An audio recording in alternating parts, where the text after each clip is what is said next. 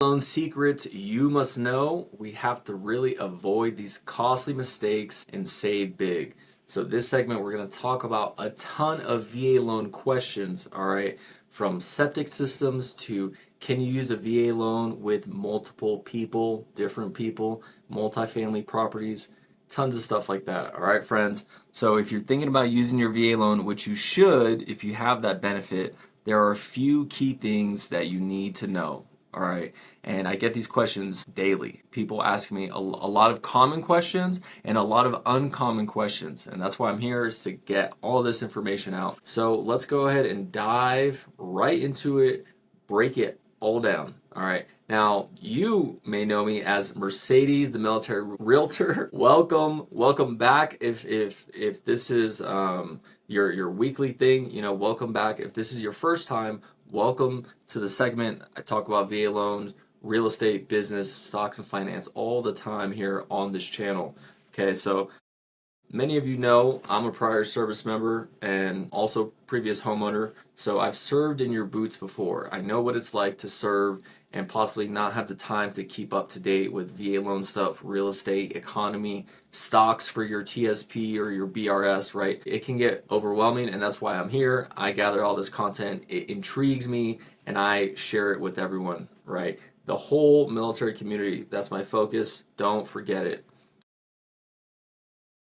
So today we're going to start off, like I said in the beginning, we're going to start off with the septic system. So does a VA loan require a septic inspection? Right, so what is septic? So some properties have separate septic tanks. They're not necessarily connected to the county, to the city. So they have their own tanks. Some folks have leach fields, but it's usually for a rural property. Not always, but it may be for a rural property. All right, so when you're purchasing in, like I said, in the rural area, right, one of the biggest questions is, does the VA loan require a septic inspection?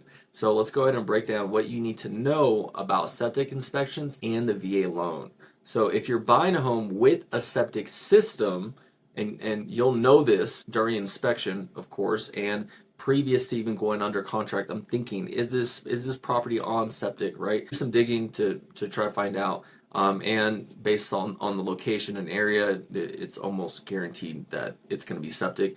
If it's a rural property, it depends. All right, rural can be very gray area with a lot of folks. So the VA may require an inspection, but it's not automatic. All right, so a septic inspection is required for rural properties or older systems.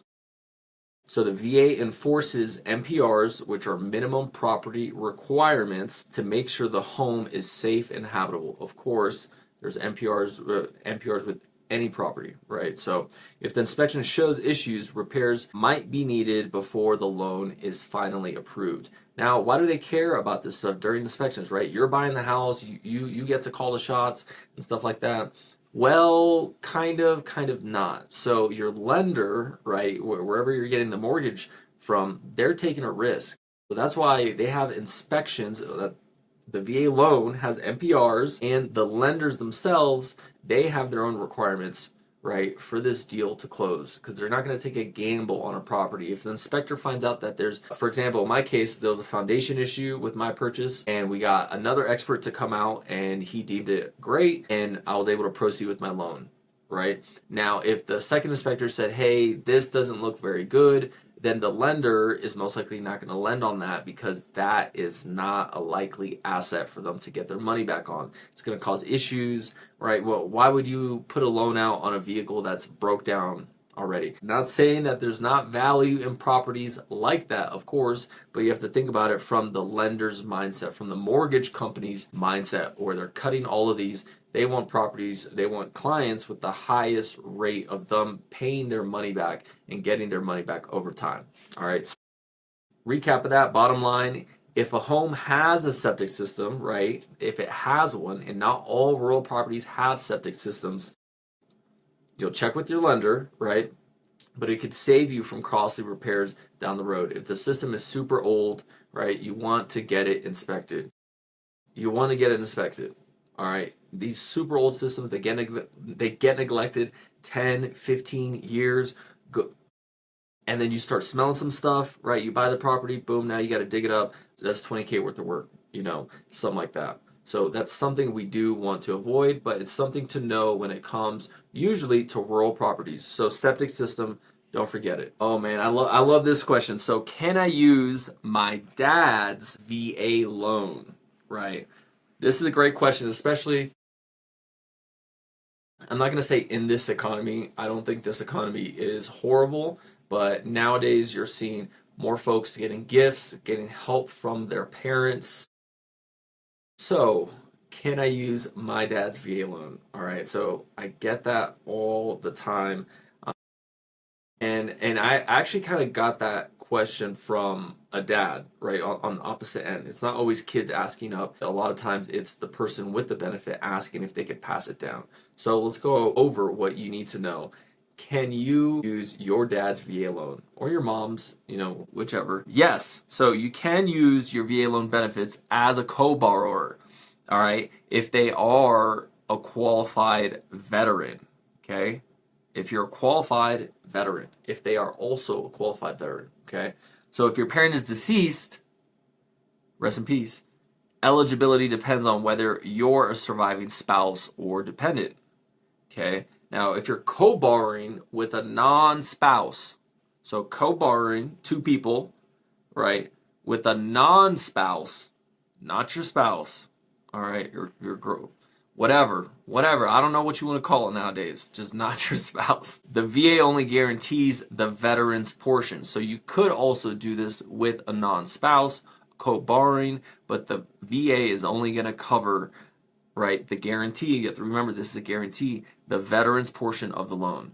So this is called a joint VA loan. Now, the best move is really for us to talk about your situation, your scenario. If you do want to do a co-borrow situation with your VA loan, completely possible. If it's not your spouse, completely possible, right? We can work anything. The thing is we need to have these conversations.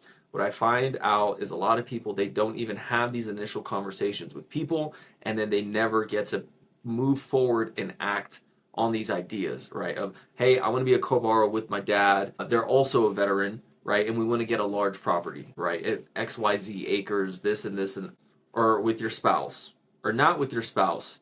You and a buddy, non-veteran, you want to use your VA loan, right? You guys can do co-borrowing.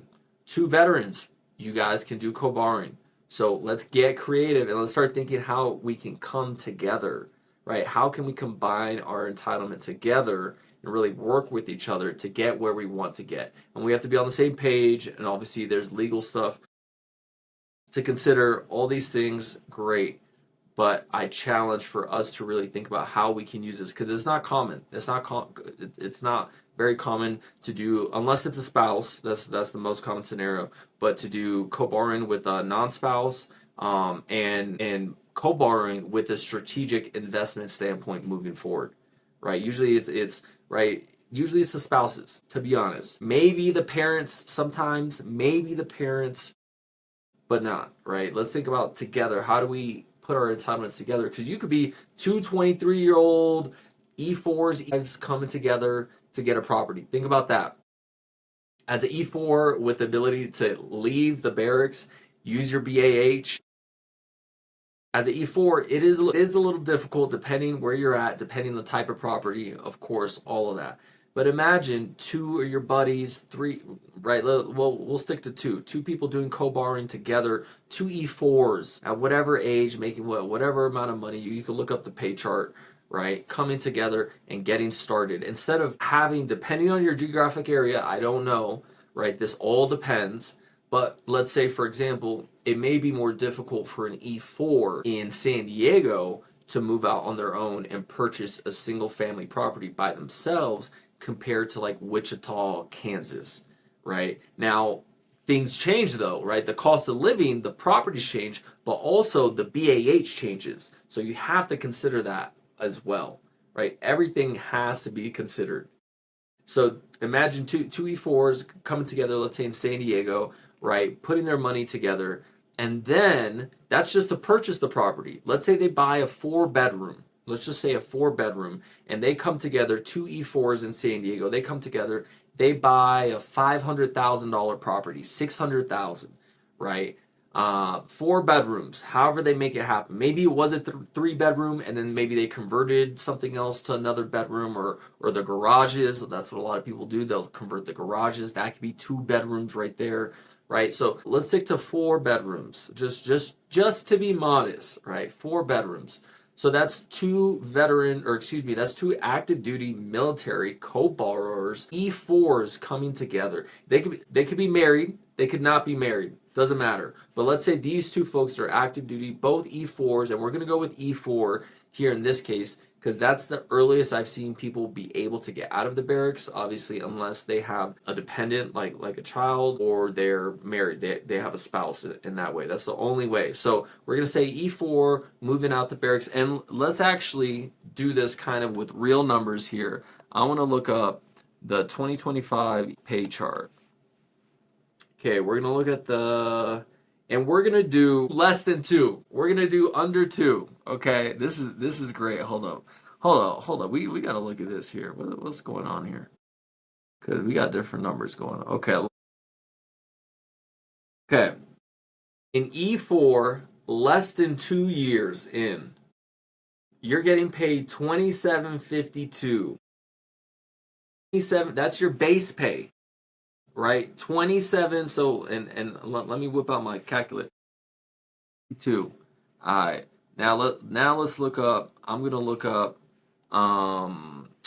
BH. I'm gonna look up what's BH in San Diego. Let's go ahead and look at that. Okay, with dependents. Okay, so we're gonna do E4 BH in San Diego without dependents. 2748. Okay, that's 2748. So let's add this up here. 2740. 1738. Anyways, if you don't get that ad lib, all right, look, that's 5,500. So look, we just did the math. E4 BAH San Diego 2748. Add the base pay on that. Boom. That's 55. So you're at E5. You're making $5,500 in San Diego. $5,500. And you're going to tell me that you don't want to move out from the barracks with this possibility, right? When I was in San Diego, I was renting a room in Imperial Beach. Y'all know where that is. That's down south because our base.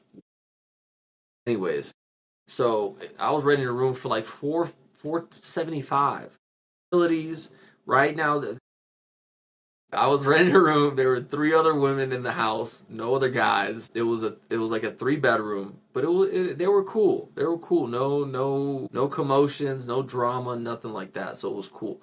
But that I was at E5 at the time, so I'm paying $475 a month, right? I'm raking in this BAH, raking in it. Just give me that, right? That's what you want to do. Now I'm renting. I'm renting at that time. If I can rent for a cheap price, that is usually the objective, right? That is usually the objective to a certain point. That's where I got to that. I got to that point. Then eventually you're saying, "Hey, I want to buy a house." Great. So we're still running with this scenario. Look, you're an E4. You're an E4 in San Diego. You can get BAH. You're gonna make $5,500. $5,500 a month, and you're telling me you don't want to move out the barracks. So let's say that's difficult for you. For some reason, you're making 50. Okay, look, you can't afford to buy your own house in San Diego. That's why there's the joint VA loan, and that's why you do it with a co-borrower. And you do it with a co-borrower that lives with you, and that's also a VA loan beneficiary, right? Beneficiary, which is someone that you're actively serving with. So this is a great scenario. How many of your buddies, you guys talk about leaving the barracks all the time? I was there. I was there talking to my boy Silva all the time about when we get off the ship, when we get home, we're going to get a car, we're going to move out the barracks, going to do this and that, right? And it takes a while to actually happen. I know some dudes, they were in there. I mean, I left the barracks. I was at E5. But I wasn't in no rush at the time. I wasn't in no rush. But I know some folks, they be staying in there, man. They put both the beds together. They got their own room. They got all designed. They like it. It's comfortable. Cool. But you're not making no money. That's the truth. You're not making no money. So if you can get out and rent cheap, and if this is your first time in this adult world doing this stuff, practice. Get out and rent, practice. Now, if you want to get out and start running and get straight into homeownership, I'm for that. But you need someone to talk to, like myself, a coach to walk you through that process of first time home ownership. It's a big deal, especially when we're this young. The military is probably your first career. You're probably still wet behind the ears, depending if you're like I picked up E5, I was 20. You know what I mean? So we're pretty young, some of us that can leave the barracks. But you have to understand this process, and you have to understand responsibilities and accountabilities and maintenance, upkeep. So I don't oppose renting to get yourself on your feet, to start understanding stuff, to mature and grow. Right now, if you want to, like I said, if you want to run straight from the barracks to owning a property, no problem, but you need a guide. You need help. You need someone to walk you through this process so you understand the full scope. And where we stumbled, we help you not hit those stumbling blocks at all. Jump clear right over them, right? So back to the scenario. We got an E4 San Diego. You're making $5,500 a month with BAH and your base pay. You can't buy a property in San Diego because of whatever. Your debt to income ratio, blah, blah, blah, all this stuff. Great. You approach another person in your command or that you're friends with, blah, blah, blah, in the geographic area. Hey man, you want to use your VA loan with me and I use my VA loan, and we go half and we do a joint VA loan and we're both co-borrowers, right? Can buy a property together, share the entitlement, and we both get to live in the property. So this property is a 4-bedroom, like I mentioned, a 4-bedroom. So you got two of the folks, right? Primary residence. This property has to be your primary residence for at least a year, unless you have other circumstances like your family size increases or you get moved, right? A PCS, something like that. So even outside, even when you leave the military, if you have a job change, it's the same thing. You guys coming together to get this property. Great, both of you guys together, they run the numbers. It's your primary residence for at least a year. You got 2 extra bedrooms. I know I got a couple folks in my unit, right, and my command that would love to move out of the barracks, get their BAH, right, of 20, what is it, 27 something, so 25, 20, 27 something, E4, no dependents, right, BH. They want to move out, but you're going to rent it to them. You're going to rent them this room with all utilities, right? All utilities, water, electricity, internet, pay for all that, right? If you guys are the owners, it's just easier to pay for that type of stuff. Unless they got like a hydroponics business, or a car wash business where they're using a lot of water, or maybe they got a crypto miner in the room and they're using a lot of electricity. You put clauses for that in your contracts, right? Have signed contracts with your friends, 1,000%, because things can go sour very, very quick, very, very quick. But the benefit is that you can house hack with these people and you like them, you already know them. Maybe they're in your unit, maybe they're in a different, whatever it is, but you're charging them to live in San Diego in a house, a bedroom, everything paid for, blah, blah, blah, at this time with folks that with dudes, hopefully that are all in your command, doesn't matter. $1,000 each, something like that. So let's say your mortgage is $3,000. $3,000. Let's say it's $3,500.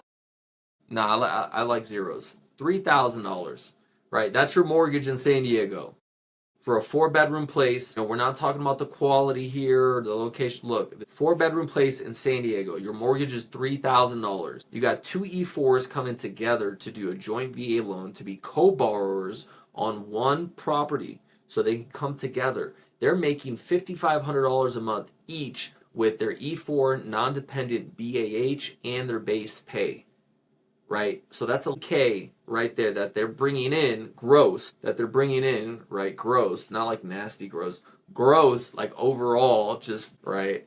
That's what they're bringing in. You're telling me that's not a good idea? That's just wild. And then they have 2 extra bedrooms that they're going to rent out to other unit members, right? Other folks in their command for, let's say, $1,000 a pop. Boom, $1,000 a pop. Boom, that's 2,000. Your mortgage was what, 3,000? There's $1,000. So now between you and the other owner, the other co-borrower that you got the loan with, the property with, you're paying half. You're paying $500 a month to live in this property and own it. That's not too bad, right? Let's say you add another bedroom, 5 bedrooms. Now, maybe you're charging still $1,000 each. Let's just say in this case, now you got $3,000 house hacking from your tenants. You and your co-borrower are breaking even. You guys are living for free in the home that you guys own. That the equity is getting paid by the folks that you're house hacking with. And for us, that's a typical scenario. We're coming from the barracks. We're coming from the frat house. And a lot of us would love to live with our fellow dudes. We would love to take the party from the barracks to the house that we own, and I've seen it, and it's great. You don't got MPs running around. You don't got Corporal this jumping off the second deck onto mattresses, people pulling the fire alarm, all this crazy stuff that we know goes on in the racks. We know. But you take that, you mature, you grow up a little bit, you take that to your own place, your own spot. Everyone's got their own room, their own privacy, and you guys are growing and maturing and building equity in that property. So if you're an E4 in San Diego or somewhere that's expensive, or somewhere that you think, hey, with my BAH and my base pay, I can't afford to buy a property here, so I'm going to wait till I pick up rank or I move somewhere else, so that something changes. I challenge you to find a buddy in your unit, E4, E5, it doesn't matter, whoever, say, hey, do you want to get a property together? We're here for 2-3 more years. Let's get a property together. And then once we both leave or whatever it is, we'll rent it out. But let's get one together because we could do a joint VA loan and be co-borrowers, right? You can do this with your parents too, like we led with. You could do this with your dad if your dad has a VA loan benefit, and even if not, you can do a joint VA with someone that is not your spouse and also that is not a beneficiary of the VA loan, right? It's just not going to cover, it's not going to guarantee their portion of the loan, which may mean you have to come with money down and some other conditions. But it's possible. Let's have the conversation. We have to get these ideas out. And I love yesterday that there was a person that came into my DMs, and we were kind of spitballing ideas about ADUs and how to do it strategically. And I was helping them understand, right, the different processes and the different methods for us to get from point A to point B.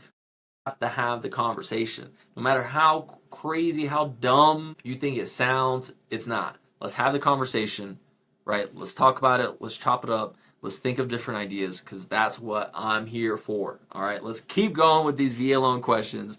We got a plethora here. So to wrap that up, let's not forget, yes, you can use your dad's VA loan or your mom or they, them, if you qualify as a co-borrower, but make sure you check how much of the VA loan is guaranteed, right? Like I said, if they are a borrower, if they have entitlement left, these are all questions that I can help answer.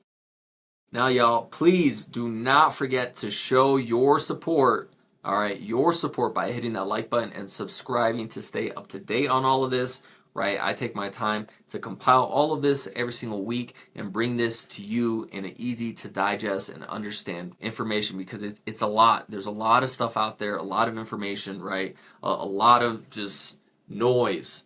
So if you need guides, go right there, themilitaryrealtor.us. Check out the site. There's a lot of guides and resources there. And like I said, make sure to like and subscribe. Stay up to date with this. All right. So let's keep going through these questions. Man, okay, so the VA loan escape clause, how it protects you. All right, so let's talk about the VA loan escape clause, a little known benefit that could be a game changer for a lot of us military home buyers. So the escape clause protects you if the home appraiser is lower than expected. Okay, let me repeat that. The VA loan escape clause protects you if the home appraisal is lower than expected. So what does that mean? Let's say we go to appraise this home, right? We got under contract. I'm your agent. In this hypothetical scenario, I'm your agent. You're my client. We find a property we like. We want to put an offer on it. Great. It's a $500,000 property, $500,000. This is your ideal, lovely property. You love it. We get under contract, we go through inspections, we have to do an appraisal, right? The VA wants the appraisal, the lender wants the appraisal. We want to know how much is this property worth. You guys are saying on paper, I want to pay $500K for it. Your lender says Great, we would love to give you the money to purchase this property, but is it worth 500K? We need to know that. We're not going to give you 500K for a property that's worth 4. It's just not going to work. It's not a good investment in their eyes, okay? If that appraisal, when we conduct the appraisal, right, we have the sales price we agreed on, let's say 500K right there. That's what we agreed on. The appraiser's going to come in, do his job, appraise the property. Comes in at 500K, amazing, great. Let's go ahead and move forward with it. I like it, you like it, let's go. If it appraises for more, great, right? I'm purchasing a property at 525 that's worth 525, but it's on paper 500. So this is a steal. Right now, there's room for negotiations there, right? Because both parties are going to know what the appraisal came in at, and there is some negotiation room there, and you'll see on the other end of the spectrum too. So, right, that's at the correct price. I don't want to say the correct price. That is at the sales price, 500K. Then we have above at 525, right? From the buyer standpoint, that's great. Awesome. Now, on this spectrum, if it's under, right? If it's under, that's going to raise a red flag to the lender. Say, hey, I don't want to lend on that. We need to talk about these numbers, maybe adjust these numbers a little bit, right? So that comes under. Let's say it comes in at 460. Comes in at 460. We have the list at 5. So like I said, the lender's going to raise the flag and we're going to try to negotiate to get that up. Now, that's where your VA loan escape clause comes in, okay? So if the home appraises lower than your offer, like we just said, our offer was 500 and it came in at 460, you can walk away without losing your earnest money. Because it's not coming in at the price or even close to what we can kind of negotiate. Now, if they say, hey, this is the sellers, of course. If the sellers say, hey, look, we'll take 460, you'll take 460. And if we're cool with it, maybe something was found during the appraisal or so. If we're okay with that and it's just the value, there's nothing wrong with the property, and we decide to move forward. Hey, okay, look, let's adjust, and we can match. We can match down. Right now, for appraisals, you can always appeal. Right, there's always appeal if you want to, but we're talking about the VA loan escape clause right here. So if it comes in under, the lender's going to be like, flag on the play. We do not want to lend on that unless y'all fix some numbers around. The VA loan escape clause lets us say, okay, now we're good. I'm out. Came in under. I don't want to have to negotiate, right? Because you have to negotiate. If we already agreed, I put the offer in for you to the seller saying we want to purchase this property at 500 and it appraises at 460, that's a 40K split. If the seller doesn't agree to adjust the sales price and say, okay, instead of 5, there's a lot of ways you can negotiate through concessions, credits. Okay, well, let's adjust this, let's move money here, boom, boom, boom. We can make it work. If we really wanted to, depending on what's really on the table, the chips that are on the table, and the money that's available, we can possibly get down to 460 and still keep the contract alive and move forward. But if you don't want to, you don't have to. Because what else are we going to do? And that's the benefit of the VA loan, is that it protects us as veterans, military members, anyone and everybody that has this benefit. It does protect us not only here through the contract, but also post and also through foreclosures as well, and just the guarantee in general. That's why we have this blessing. So this clause makes sure that you're not forced into overpaying for a property. Just to sum that up, right? The escape clause gives you peace of mind. You won't overpay for a property that doesn't meet the VA appraisal standards. That's it. All right, let's keep it moving. Oh, so this question here, I love this question. This is one of my favorite ones. Hold up, I am. All right, all right. Do I need earnest money with a VA loan? Okay. A lot of folks, number one, don't know what an earnest money is. That's okay. Let's go ahead and jump right into it.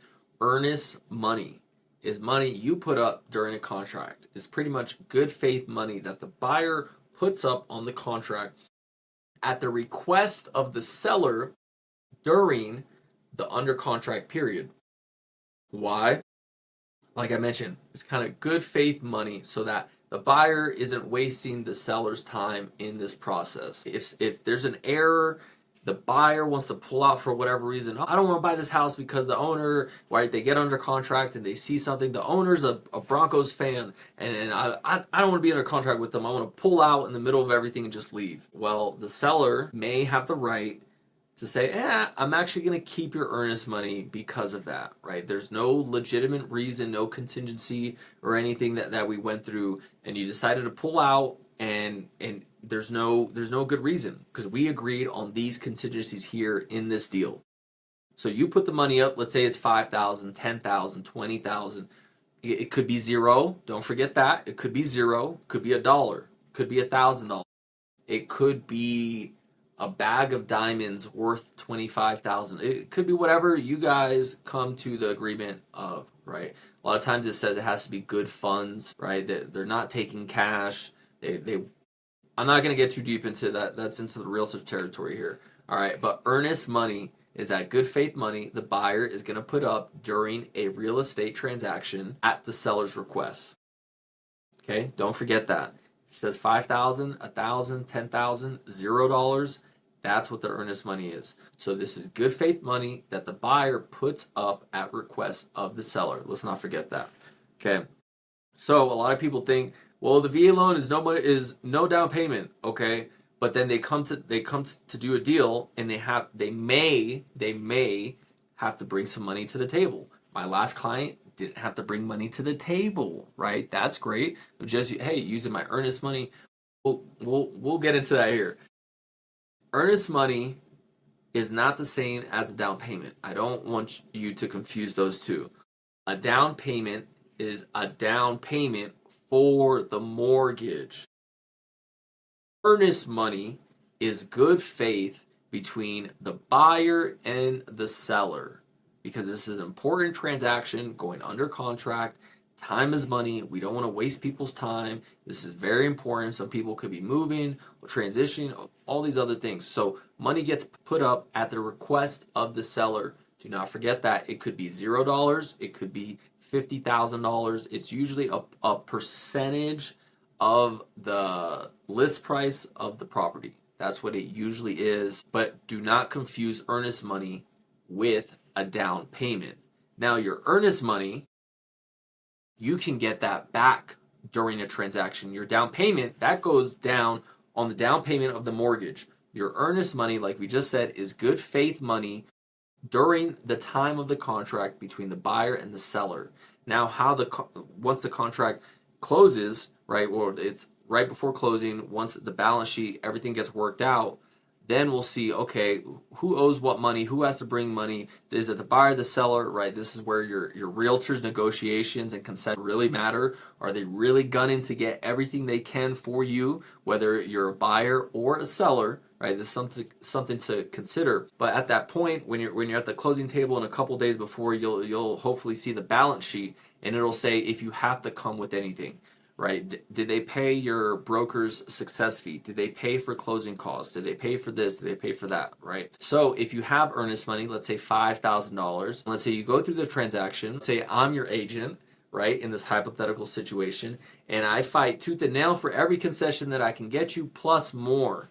So you owe no money. You actually got a ton of money. You got $20,000 worth of concessions to you at the deal. Right? Now, remember your earnest money was 5K.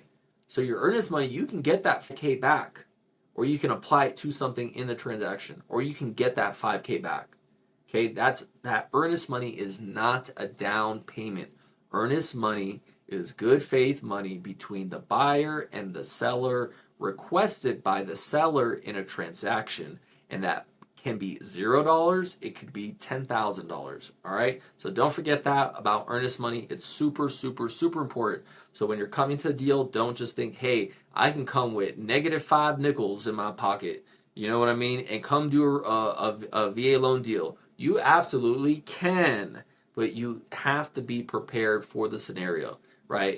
It's dependent on the type of property, the specific property itself. I'm not talking about if it's a single family or a condo. No, all the specifics of the property, right? The loan that's being applied on the property, the realtor that you're working with, any concessions, right? All of this comes all together, all adds up, and it's just math on the balance sheet. So don't forget that your earnest money is not a down payment.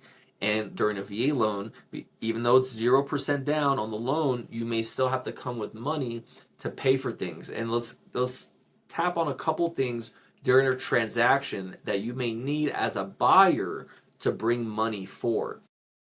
So, number one, on a VA loan, as a buyer, the number one thing that you want to have money saved for is the earnest money deposit. I'll tell you that because it's usually thousands of dollars. I said before, it could be $0, could be 1,000, could be 5, could be 10, could be 20, could be 100,000, depending on the type of property you're buying, right? So that's what you may need a couple $1,000s for. Now, like I've said before, you may get that money back. Earnest money is good faith money between the buyer and the seller, requested by the seller before the transaction, right? It's requested it gets placed on the listing, and then people put the offer in, right? With the earnest money usually attached. Let's say it's $5,000, and you can get that money back. Don't forget it. You can get that money back. The earnest money, though, you need that money. You can get it, you can pull it, right? If you need to pull it from somewhere and you're working with a good realtor and you know you're going to get concessions and you know you're going to get this paid and you know you're going to get money back, you can then take that, put it back where you got it from, right? But I need you to be prepared for that 5,000 or however much to go into the deal. It may need to go into the deal, right? Because there may be costs. Now, the next thing we're going to cover is inspections. Okay, paying for inspections costs money, and it depends on the amount of inspections. I always recommend my top three, and I've been adding this fourth one, but top three inspections, right? So roof, HVAC, electrical, and plumbing. I like those. I like those. Those four, nice core four. Throw your appraisal on top of that, right? So I want you to have about $2,000 in cash ready to spend on inspections. Now you have to remember that you're under contract on just this one property. So you could go under contract a couple times. It's not common, but you can go under, let's say 2, 3 times. It's not common, but I want to prepare you. So the first one you go under, and you could close on this deal. You have to come in with money to pay for the appraisal, because the lender, they're going to order the appraisal and whatever inspections that you're electing to do, and that fall under MPRs for the VA loan, of course. But have some money. I would say put $2,000 away for that. Put, let's say, $5,000 away for earnest money. Then let's round it up to 10K. Okay, so have about 10K saved. Right now, can you do it with almost nothing? Yes, you can absolutely do a full VA loan deal with $0 and come out with actual money, right? With positive money added to the deal with points buy down, concessions, stuff like that. It can be done, but I want you to be incredibly prepared, right? Have some money saved up, have 10K saved up. It's not going to go towards the down payment if we don't want to. What is it going to go down to? It's going to go for the earnest money if we need that. It's going to go for inspections, and it's going to go for any reserves that you may need during the move-in process, right? Furniture, new move-in stuff, move-in trucks, stuff like that. It's always nice to have reserves. You got to have it before you need it, and then you don't have it. Now, it's not going towards the down payment, so let's not forget that. All right. Let's keep it going, and don't forget to show your support by hitting that like and subscribe button to stay up to date. Don't forget it. Look, it's right there. Look, I'll take a second. Look, don't forget it. Just hit it. Boom, stay up to date. All right, let's keep going. Let's keep going here. This is all. I mean, these are all popular questions. That's why they made it here. I'm not going to bring you garbage questions that really no one's asking. Can I use my VA loan with my dog Lassie? You know, there's probably a lot of Colorado folks that would want to do that. But we're only talking about valuable questions here that we've actually seen people ask. So VA loan job requirements. Okay, so let's talk about something important for active duty service members. What are the job requirements to qualify for a VA loan? Okay, so you're active, you got a pulse, you know, you're eligible for BAH. Cool. That's not where the main problem is, usually when it comes to job requirements. Now, don't forget that the VA loan is extremely flexible with credit.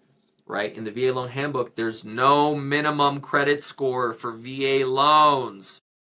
No minimum. None. None. Everybody, come one, come all. All right. Y'all need to know this. You don't need perfect credit. It's up to the lenders, and there's 1,000,000,001 lenders out there. I know a handful of them. The only lenders I work with are military. All right. I'll say that. Okay. You don't need perfect credit when it comes to the VA loan. So in this case, with job requirements, the biggest obstacle that we see is post service. Post service, when you're transitioning out or you're already out, right? Have you been on your feet? If you're self employed, do you have pay stubs? Are you profitable? If you're not self employed, right, do you have W 2s? Do you have consistent pay? And just what does your debt to income ratio look like? Do you have money saved up? Do you have any assets? Right now, when it comes to the job requirements, you don't, like I just mentioned, you don't need a W 2 1099. You could be this, you could be that. The job requirements are very, I'm not going to say loose, but we live in a gig economy and they understand that. America has shifted to a gig economy where you have people working multiple part-time jobs or full-time jobs, but that's just what it is. Maybe you have a business on TaskRabbit and you're doing handyman work, and you're doing some auto mechanic stuff. And as long as there's documents, right, this lender will take all this information, decipher it, do what they do, plug all the numbers in, and make it work. And if it doesn't work, it doesn't work at the time. But what we do is we set them up on a plan to move forward. So, for example, I had a veteran reach out to me, and they do, what is it called? What's the guy called? Pretty much auctions, right? So an auctioneer, he's an auctioneer for Legos, right? And he does this online. And I'm like, this is awesome. This is great. His concern, right, was his work history with the VA loan, which it's a concern, of course. And what we said was, hey, do your taxes this year. After you do your taxes, we'll tap back in, we'll see where you're at, and then we'll get you on the pathway to home ownership, which he's already on because we had the conversation with him. We set the standard, we set a timeline, we gave him a playbook. These are the things we're going to do. Boom, 2 years, you got pay stubs, a business that is generating income, and you're not, a lot of business owners don't know this. You can write everything off, great, but when it comes to tax season and when it comes to loans and some other stuff, you need to show that you're profitable and that you're not just writing everything off and you're at a deficit, right? So it may work for the year or two, but please stop saying everything's a write-off, because sure, a lot of things may be a write-off, but number two, a lot of businesses don't just live off of write-offs. So let's clear that up. I want to clear that up there. So for job requirements with the VA loan, you can be self-employed, 1099 contractor, W-2. It doesn't matter, right? If you have income coming in and you can show this, you may qualify for a loan. So let's go ahead and keep it moving with these VA loan questions. All right. Man, those were job requirements, and as an entrepreneur myself, as a business owner, I definitely understand. But you have to really realize that America has shifted to a gig economy.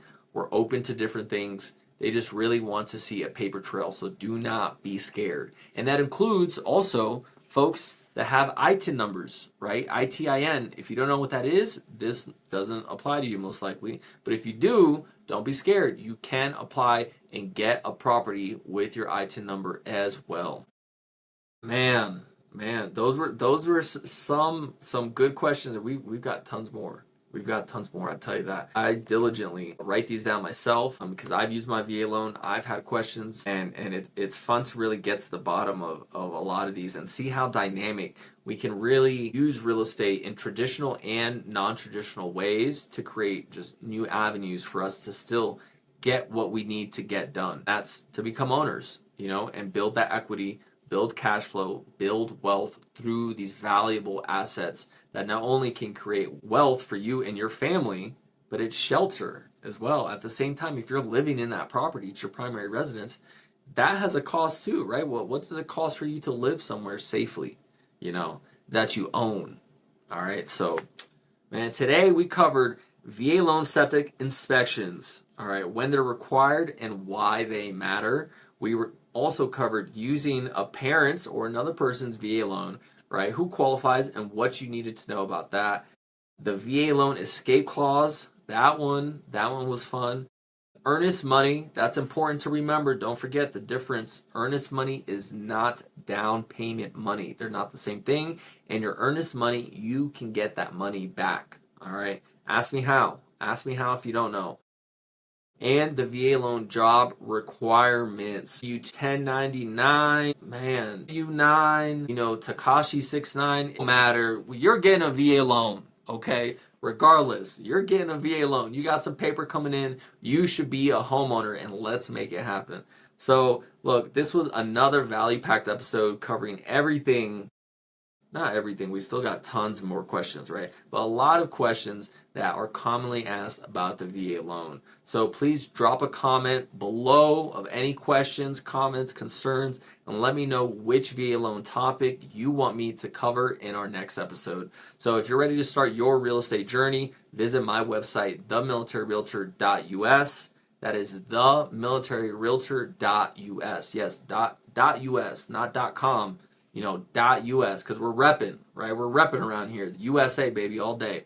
So .us, themilitary.us, and you can schedule a free no obligation call. We talk about real estate, business, stocks, finance, whatever you got. Your past, present military, doesn't matter. I've got time for you, so please don't forget it. Take care, God bless, and remember, I need y'all to remember, ownership is freedom, y'all, okay? That's exactly what we're striving for, is ownership. We don't gotta ask.